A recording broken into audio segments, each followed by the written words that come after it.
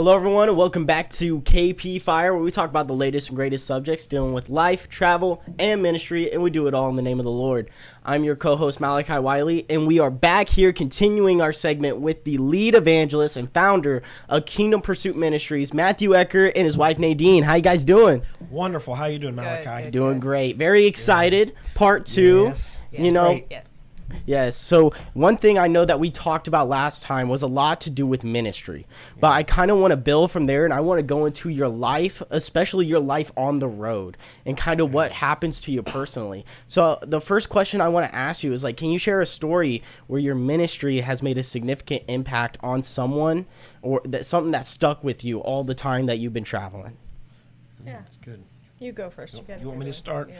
So one that really stands out to me, there's so many, but this made a big impact on us and on other people's lives. We were in Alabama.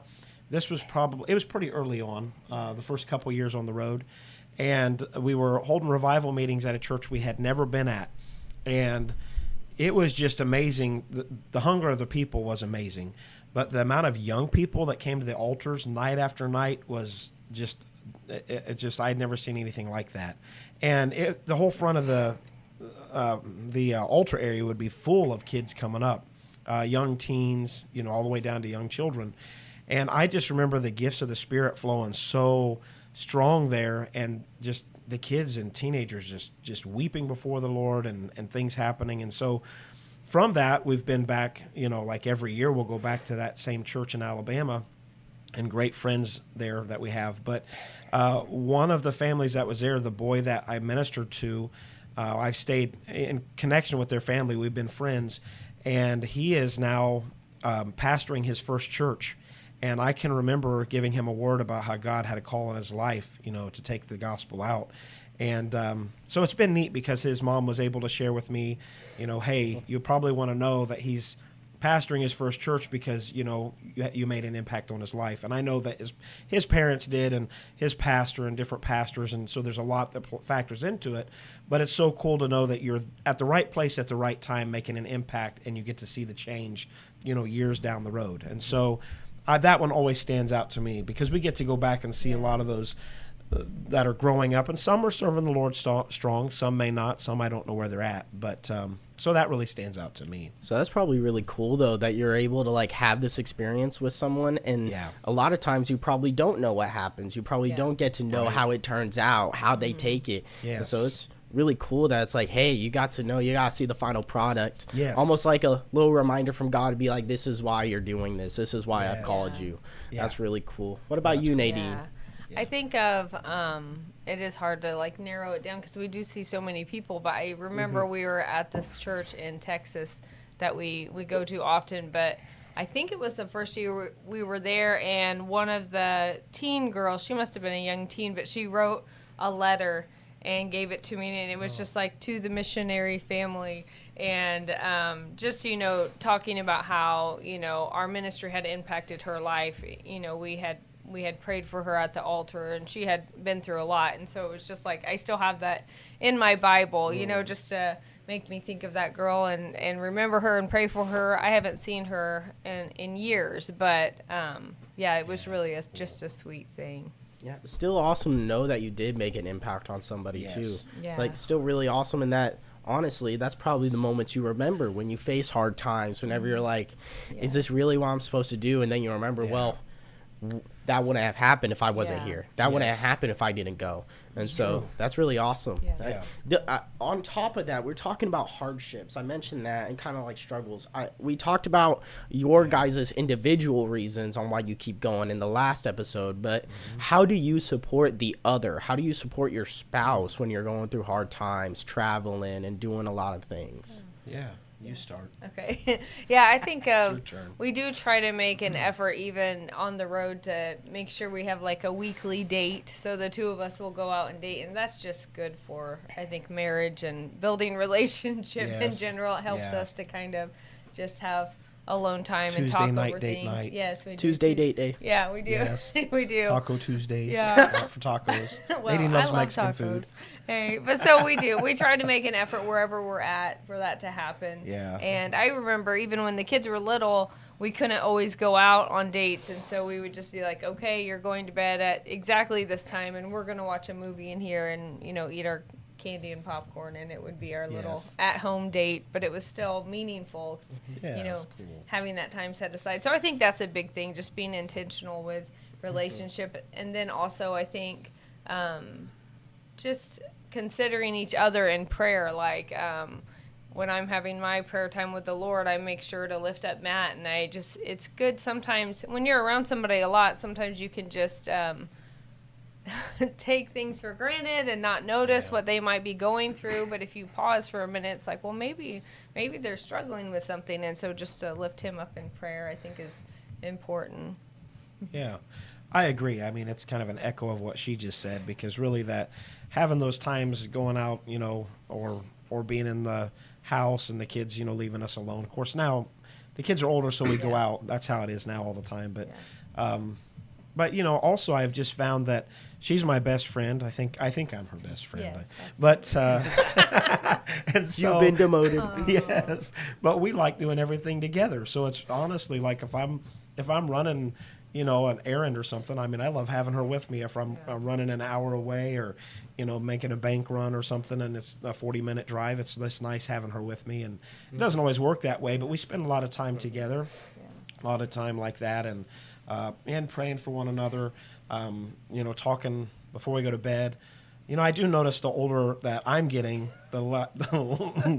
we used to, like, in the earlier years of marriage, we'd be like up late talking, laying in bed, and now, I don't know, I think I might be disappointing my wife because I start snoring pretty quick. It's okay. His head hits the pillow, he's gone. Just yeah. True. So it's just a heads up to all the young married couples out there. Someday, he might just crash as soon as his head hits the pillow. Yeah. And then you wake up ready to tell me everything in your mind. And she's Yes. like, "Whoa, give me a moment. I haven't had my coffee Let yet." me True. get my coffee. Yes. Yes. Slow But down. It's very much the same thing, I would think, for both of us. I think that's how we help each other, and as we're traveling. And That's really good. I feel like know. the both of you are kind of echoing the same thing of like the importance of pursuit. Still Yeah. pursuing that's your good. spouse, Yeah. even though you're already married, even though like some Yeah. people would say, okay, that's the end goal, right? Is marriage Right. and stuff. And so Yeah. it's like, well, you're not just ending it there, you're continuing. You need to continually pursue your spouse. And Yeah. like Yes. sometimes it'll be like 100-0, like Yeah. like Frank Frazier always says, right? Yes. And it's Yes. like that, like my wife right now, currently pregnant. You've been there too. It's just like Yeah. not really a Yes. lot of pursuit going on whenever they're feeling like they're gonna puke 24/7, right? It's like Well, you're pursuing like runs to the grocery store and the Dollar Yeah. General, All the bringing back cravings. snacks, and Yeah. Yes. trying to find something she can eat. anything she wants, pretty Yes. much. That's your way of pursuing. Yes. You're Yes. doing a good job It's taking true. care of her. But that's something that I feel like that you guys are echoing. And I think that's really important, not even just Yeah. in your circumstance, but just across the board. Yes. That's really cool. Yeah. And so the next question I want to ask, because I know that you guys done a lot. You have over a decade of experience in the pastorate. You have been overseas even before traveling. You have done quite a lot of things in your own lives, both individually. But what has changed in your perspective on the world, on everything, since you've started traveling? Wow. So, changing the world and such. So, when 2015 is when we knew that we were going to hit the road. We hit the road in 2016. And so, that was like Trump's first term. And so I can remember asking the Lord, what is it? What word are you going to have? Is there a word for, will it just be for the local churches, or is there a word that we're taking out to the body as we go? And kind of seeking the Lord, because travel ministry was really new to us. My grandfather did some, and I went with them as a kid, but not a lot of it. And so the Lord really began to give me like a download that we were in a battle for territory like we had never been before, that America and the church. And I just think that's real interesting looking at it from how it started, because we went out, and I'm telling you, there were such open doors to travel. such freedom in going. And I mean, it wasn't that, that didn't mean there weren't struggles along the way. And then we had the COVID season, and we've all survived all of that. And then finally, things, well, we could talk about politics and everything, but we're seeing things turn back around where there's another great open door right now. And I just feel like there's a great open door for the harvest. I feel like there's a great open door, not only in America, but to go, more national. And so, I see a lot of change in the world. I know the Lord's coming back soon. But I know with that, there's change with us too, that as things change and seasons change, we've got to be flexible to go wherever he wants, whenever he asks us, and just be, hey, we're all on standby. We're ambassadors for the King. Yeah, it almost sounds like you're describing, like, you knew what spiritual warfare was, you knew what it all was, but in terms of souls, you almost had like a realization of the vastness. It's like you know it, but when you see it, it hits different. It does. And you just kind of got this realization of like, oh, this is in America all over the place. It's even worse in other countries. Yes. Like just kind of the vastness and the bigness of the spiritual warfare. And that could even paralyze a lot of people. Yes. It's like, it's so big. What can I do? What's the difference of one or two? Yeah, but then they forget the mentality of Christ, where it's like, leave the 99. Yes. Go out.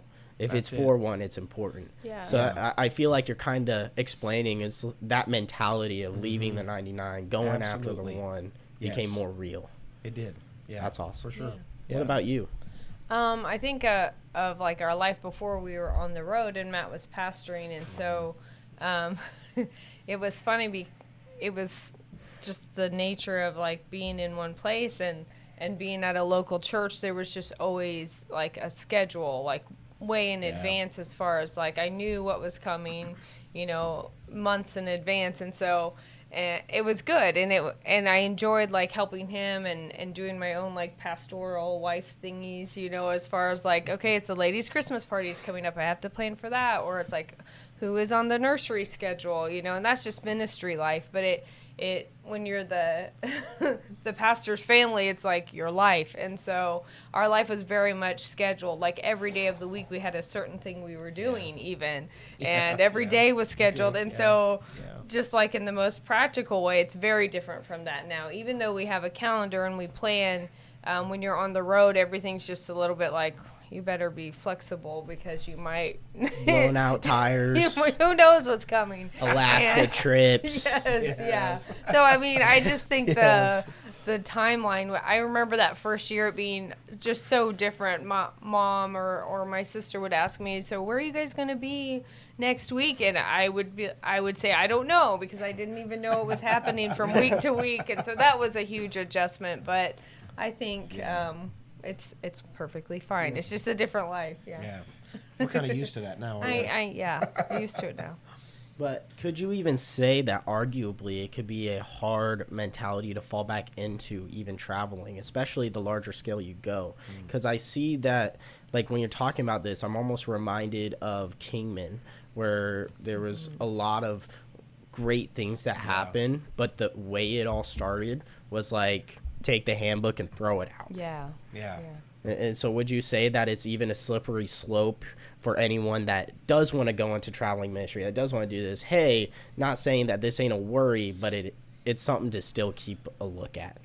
Yeah, I think anything in life, like whatever you're doing, there can be just the mundane, day in, day out, the routine, and so I think we always have to watch out for that we're, close to the Lord, ready for divine interruptions, ready for whatever he calls, whenever. And, there's so much that he wants to do, but if we're like too stuck in our own routine and not willing to change or think outside of the box or have an interruption in our day, then we're missing all kinds of stuff God wants to do. I mean, he's so creative and there's so many people that he wants us to reach. And so we have to just really be like, open to whatever the Holy Spirit wants to do. And so, it can happen because we could just be like in the routine of, okay, we got this tent meeting, this revival, this service. And that's why we really feel like even now into 2026, that we're, Lord willing, we'll see if it happens. We're going to try to have more time in between tent revivals so that there's an opening, not to pressure anybody for an extended revival. You can't make it happen. But if there's a sovereign touch from heaven, a sovereign touch of God, and something's happening, that we're not just having to rush to the next thing. Mm-hmm. Yeah. Sometimes the calendar gets so booked, and then it's like, then you got to cancel and all of that. And so we've been so busy, it's like, okay, I think it's time to maybe don't book so much so we're ready, to stay longer if the Lord asks, at any location. But yeah. You could go.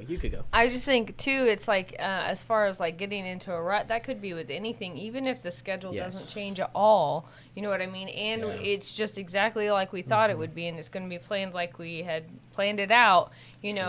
We can still be like intentional to be present in that moment. It's like, I'm here for this revival for right now, for this service, and I'm not going to let my mind wander around. And that's for everyone. I feel like that's everybody's life. It's easy to get distracted, but it's like if we can, pour all of ourselves into the moment that we're in, it's like, okay, I'm fully engaged right now, and put everything into it, then it makes a huge difference. Yeah, almost like even down to the little things where it's like you're in a service, you're about to preach, but like saying, I'm just going to focus right now on worship. I'm going to focus right now on the Lord. And it could even be outside of ministry, because if I'm correct, there was a group that that traveled with you, a family that ended up being broke down in Alaska. And if they were just so focused on getting everything done and getting back with the team, what was it, 30 something souls wouldn't be saved? 50 some 50 some souls. And so that's really good. That's praise the Lord for that. Isn't that cool? Divine interruptions.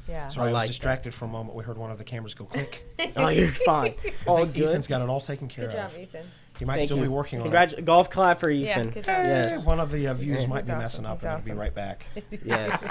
We're still learning on this, everybody. This is great.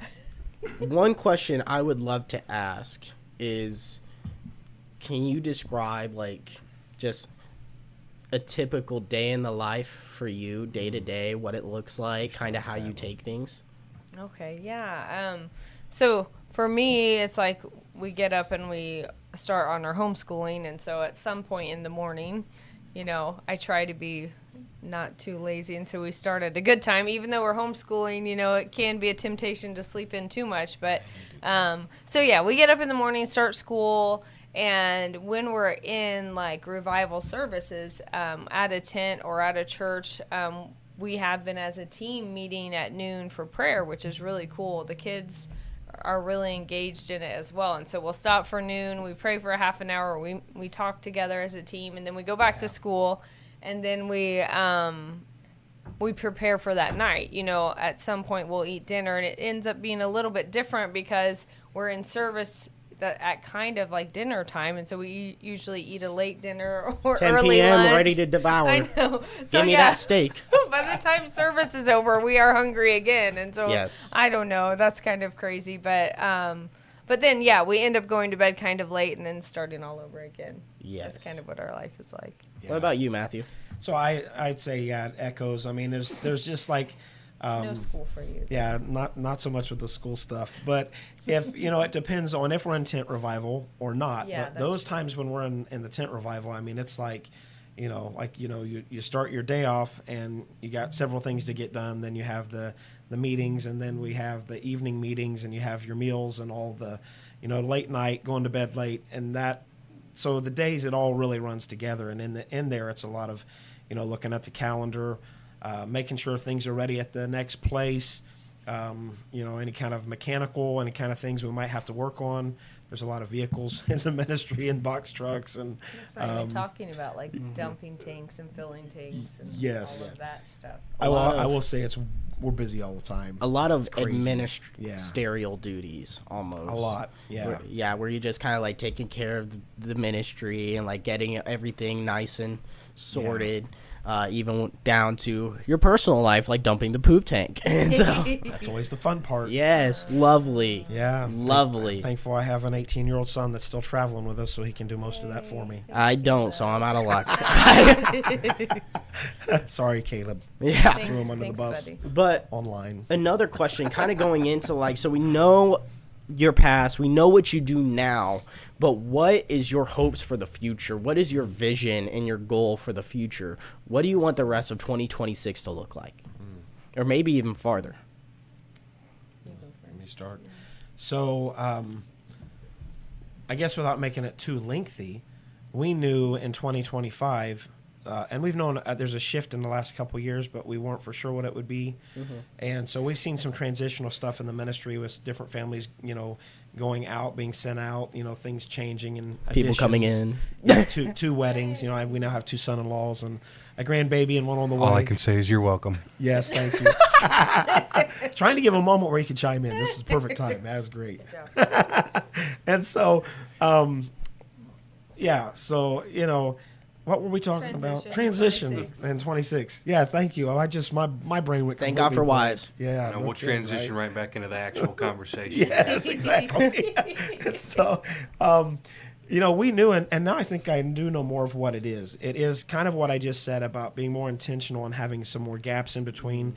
If we're able to, there's a lot of demand sometimes, and so it's hard to say no, and then you start packing the calendar in. But then I feel like international is it's a huge part. I mean, it's where we're headed now more. And so the door has opened. In 2025, there was so much confirmation. And then, by fall and winter of 2025, doors were opening to where we went. Nadine and I in December went halfway around the world and spent a couple weeks. Came back just right before Christmas and saw God do so much overseas. And Caleb and I going to Argentina in April. And the Lord's opening doors, looks like Nepal, looks like Mexico, different places where we'll be able to go. And so, Lord willing, I just want to be in the center of His will. But I know that international ministry is going to be a lot more of it. And so I want to reach more. I want to go farther. Unto all the nations. Yes, unto all the nations. Hallelujah. That's a big part of it. What about you, Nadine? Future's bright. I don't know. I'm excited for whatever God has in store, but I do. I love that opportunity to go overseas and see what God's doing all over the world. That's amazing. It's good. I don't know exactly what God has in store, but I do know that overseas is a part of it. And at the same time, we have a home base again, and that's really nice. And so it's like, it's great to come back here and have a place to, that's just our space, and we can kind of rest in between travels. And so I look forward to making this more and more of our little nest. And, with us talking about this, I think it'd be maybe a good time to mention, because here we are early on in 2026. Oh, she gave you the look. She's like, what are we talking about? Travels. Okay, travels. We had talked about under multiple tent meetings that we were going to do like 22 states west of the Mississippi in 26, and really felt like we heard the Lord on that. And then it was like a no, like, hey, that's not what it is. That's something else. Not yet. And not yet, not yet type thing. And we've Put been that on pause. Yeah, as a pause. We've been to all those states, but we haven't ministered in all of them. And so, but what happened is the Lord transitioned things without going too much into it, where we really begin to realize it's like for 2026, when we come back from the South in late March, early April, or mid-April, however that works out. When we come back, we really believe the Lord is calling us to hit the Wabash Valley in Indiana. And that doesn't mean we won't go outside of the Wabash Valley. And if you Google the Wabash Valley on a map, it's huge. But we really feel like the Lord is asking us to really go after and see revival fire in the Wabash Valley, to come alongside those that are wanting revival, wanting to see souls come into the kingdom, wanting to just see God move in the state. And so it's kind of a cool transition for us, but I feel it burning in me. So if anybody's watching this and you're in the Wabash Valley and you haven't been contacted, or you might get a phone call, because I feel like it's somewhat intentional. Even as I'm driving through the Wabash Valley, it's like I feel like there's certain spots where the Holy Spirit's like, this area. Oh, yeah. You know what I mean? And so that's going to be cool for 2026. So not just international, but I got, there's stuff burning for the souls. For the heartland. Souls. Hoosier. No matter where, just ready for the souls. Souls, yes. Yeah. Praise the Lord. That's amazing. Awesome. So I just want to ask you just kind of one final question as we wrap this up. The final question of the conversation with Matt and Nadine. I just want to say, like, looking back at your journey so far, what advice would you give to others that feel like they are called to step out in faith, but maybe are intimidated or fearful of taking that first step? Someone that's like, man, I really feel like I'm called to do something. I really feel like God's calling me to more, but I'm scared. What advice would you give to someone like that? For me, I would say start where you are and do something. Yeah. You know, when you start to feel that, move somehow, do something. You know, there needs to be some momentum in that direction. So even if it's like, okay, it's in such an early stage that you don't want to talk about it, then really begin to pray and say, Lord, give me the scriptures, the promises I can stand on. Give me some vision and direction for what this might look like in my life. And once God begins to speak to you and things become clearer, and you start getting some promises and some insight from the Lord, then it's easier to start telling other people about what you feel God is saying, instead of, I just want to do something, but I don't know what it is. So if it's like, I don't know what it is, I think that it's spending time with Jesus and then getting from him what that might look like.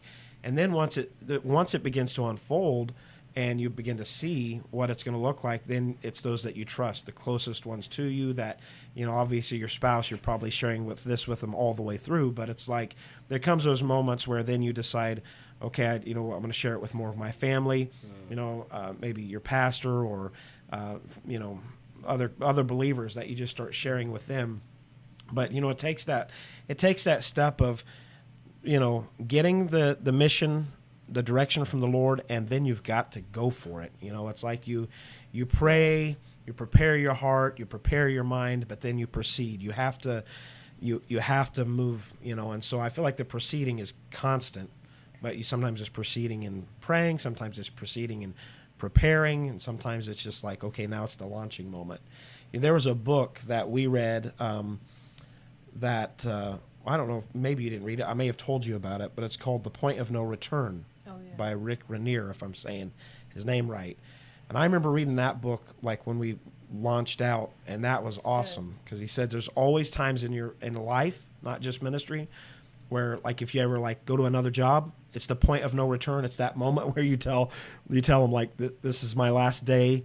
And then when your last day comes, that's the point of no return. Like to go back, it's like, you know, can I have my job back? There's that awkwardness, you know, but there comes a moment, and he talks about the points of no return in your life.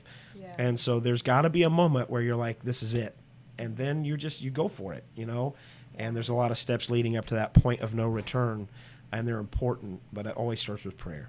It seems like the first step, if you were like, if I had to give you just boil it down to one simple step, it would be seek God. That's all closer to God. He's got the plan. I think that's really wise. Pastor Kevin once told me whenever I was going through, be like, okay, I feel like I'm called to travel. I feel like I'm called to do this. Something he told me that has stuck with me ever since was your ministry will be a reflection of your walk with Christ. The greater the walk, the greater the ministry. Yeah, and so good. If you really want Shout out to Pastor Kevin Palmer and Calvary Church. Yes, amazing. And one thing that I just encourage all my students, everyone I bring up, all my like Timothy's, right? It's like one thing I tell them is like, you need to focus on God in these times. This is your time when you are feeling alone, when you are feeling like there's transition, when you are feeling like everything's falling behind. It is time to seek after God more, especially when you don't have an answer. Absolutely. What about you? That's all very good. I agree 100%. I also think for me, you know, if I'm thinking, well, God's calling me out to go out and to do something, then I'll read books about people that have done that. You know what I mean? Mm-hmm. If I'm wanting to go and do evangelistic work, I'm going to read about Charles Finney and Smith Wigglesworth and read their books, and it'll fire you up. Not that you're going to copy them, but you'll be inspired by their life, you know. And there's so many great revivalists and evangelists that have come before us that we can learn from, and it's like, I always think that's super helpful. And also like there are people like that in the world today, so it's like, if you know maybe what area of ministry God is calling you to, if you're wanting to be a missionary, then go hang out with the missionaries, you know, and you'll be inspired to be a missionary even more, you know, and they'll give you their wisdom. And the same with like an evangelist or a pastor. And I think, you know, as you're in that learning process, it doesn't it only helps to go and be around those people, like-minded people. You don't want to, they'll just fuel it more, pour fuel on the fire that God's already put in there. But I agree too, just you have to make that step forward and don't be afraid. Don't be afraid to just go and do what God says because he knows the best. Yeah. It's called a leap of faith for a reason, Yes, right? yeah. You're not True. supposed to Do know it. where you're leaping. No, You're not supposed to just know. If you don't. knew, it wouldn't be faith. Yeah. And Yeah. I really want to echo that Yeah. out, too, what you just said, because that was another thing Pastor Kevin told me when I met with him. Yeah. Even joining this team, he told me something that was just like, it is really helpful, and it's really important to sit under the calling before you go out into the calling.